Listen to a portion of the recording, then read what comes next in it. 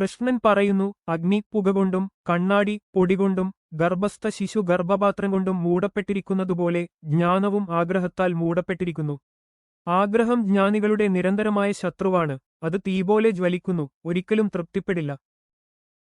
ആദ്യം ഇന്ദ്രിയങ്ങളെ നിയന്ത്രിക്കുക. അറിവിന്റെയും ആത്മസാക്ഷാത്കാരത്തിന്റെയും ഈ ശത്രുവിനെ നശിപ്പിക്കുക. ഇന്ദ്രിയങ്ങൾ ശരീരത്തേക്കാൾ ഉയർന്നതാണ്, മനസ്സ് ഇന്ദ്രിയങ്ങളെക്കാൾ ഉയർന്നതാണ്, ബുദ്ധി മനസ്സിനേക്കാൾ ഉയർന്നതാണ്, എന്നാൽ എല്ലാറ്റിനേക്കാളും ഉയർന്നതാണ് ആത്മാവ്. ഇത് അറിഞ്ഞുകൊണ്ട് മനസ്സിനെ ആത്മാവുകൊണ്ട് നിയന്ത്രിക്കുക. അകത്തെ അസ്വസ്ഥനായ ശത്രുവിനെ കീഴടക്കുക.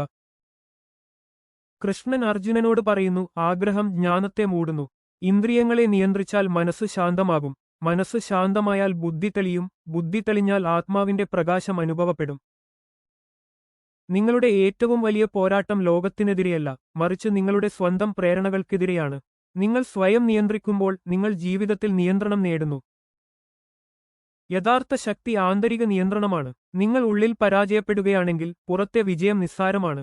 സ്വന്തം മനസ്സിനെ കീഴടക്കുന്നവനാണ് ഏറ്റവും ശക്തനായ യോദ്ധാവ്.